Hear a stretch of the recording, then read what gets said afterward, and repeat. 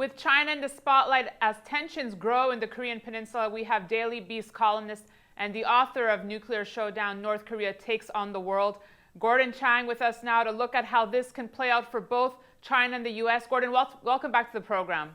Oh, well, thank you so much. Obviously, let's start with the threat from North Korea here. What we're seeing now is what you warned about in your 2006 book. So what do you think of the stance the U.S. has taken? Are Trump's comments overdue here, Gordon?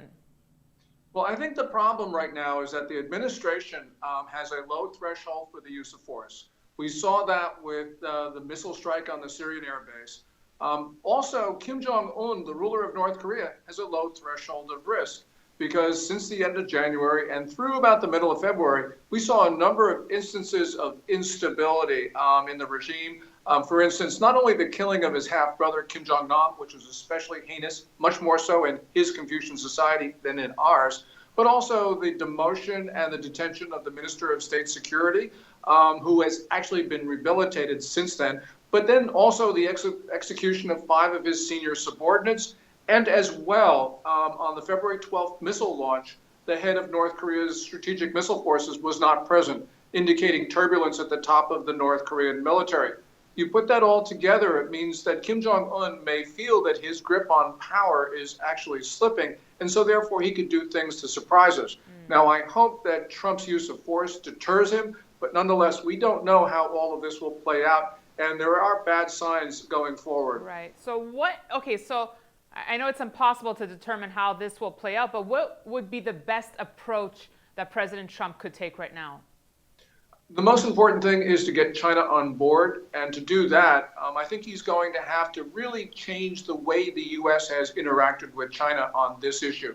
So for the last administration and the one before that, both Bush and Obama tried to obtain China's cooperation by trying to integrate them into the international system, by being cooperative, by having friendly relations.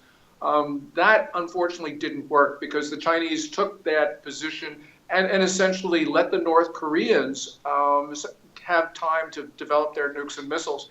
I think what Trump will have to do is to impose costs on China for some very dangerous behavior, such as the possible proliferation of ballistic missile technology.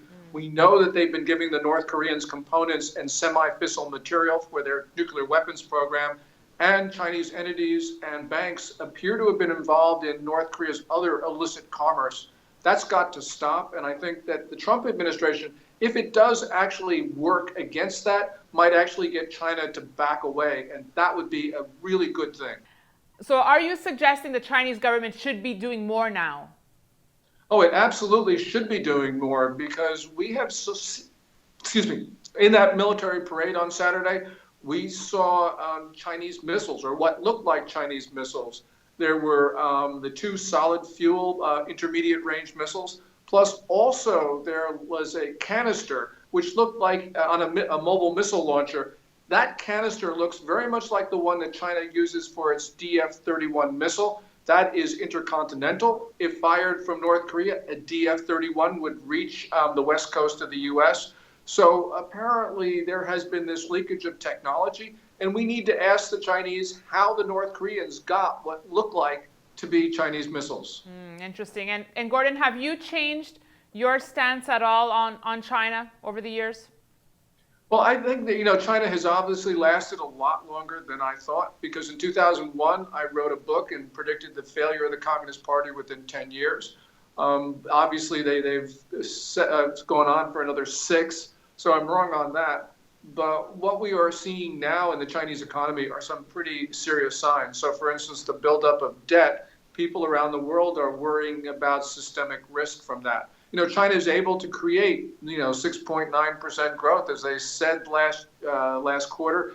I actually think that it was a lot less, but nonetheless, whatever it was, China is creating debt at a pace which is something like 5 times faster than it's producing gross domestic product.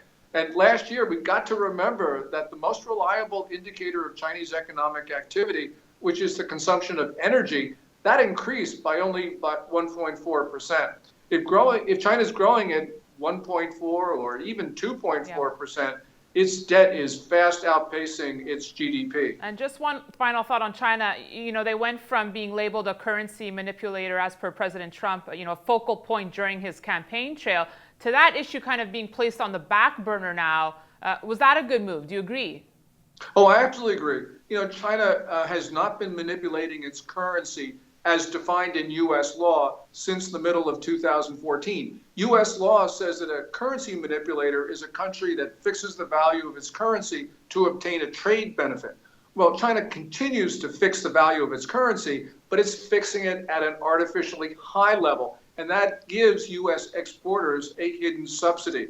So, yeah, China is still fooling around the currency markets. We don't like it, but the effect is not currency manipulation as is stated in U.S. law.